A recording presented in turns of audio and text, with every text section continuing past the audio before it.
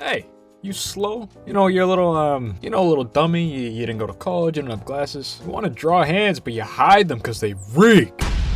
Well, on any other day of the week, I'd charge you, but I'm feeling generous tonight. The main thing people struggle with when drawing hands is not doom scrolling and just drawing to begin with. So if you're already at this point, you're the big winner. First up, you break it down into pieces, and I'm gonna give you some cheats that work for me. The base of the hand, or the palm, is similar to the shape of a pentagon, where you have two lines tapering to the bottom and with the index finger being slightly taller.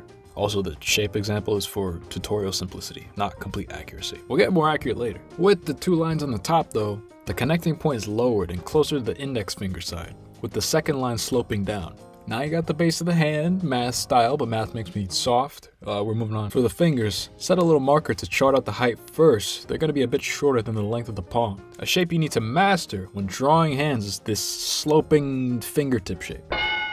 For the index finger at this angle, it's gonna be one big curve on the edge side and then your sloping shape, remember? Both sides of the middle finger have the little joint visible. And this is a good time to mention that the gaps between the fingers shouldn't be very long, so keep that in mind. The ring finger is similar to how we drew the index finger, just flipped. I like to keep it simple with this one. Simplify your life. For the pinky, you got your classic sloping shape with a bit of curve that leads back into the palm. With the thumb, you have a downward line extending from the middle of the palm into another sloping shape where it reaches the joint and makes its way to the bottom. And you know how I said the palm was a pentagon shape? I kept it simple for you because I know you've been held back a grade, it's fine. To complete the palm, you add a line from your index finger corner and connect it to where the thumb starts, and on the pinky side, the shape slopes towards the pinky and then back down.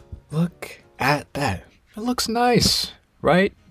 Now take this hand and throw it in the fucking trash because it can't help you. We're only getting started, baby. Master, how do I draw hands like a max rank pro and not like a booty munching chump? I got you. We have to leave the comfortable realm of 2D. In order to get the most out of drawing hands and not suck, you're gonna have to use some three-dimensional form, which is 100% well worth the time investment to learn. This is the 3D palm form we're working with for max prestige ranks, no days off. Backside, you keep it simple and flat for your sanity, but for advanced artists, it's veiny. Palm side gets thick at the bottom, and the curved top part is where the fingering happens. Salute.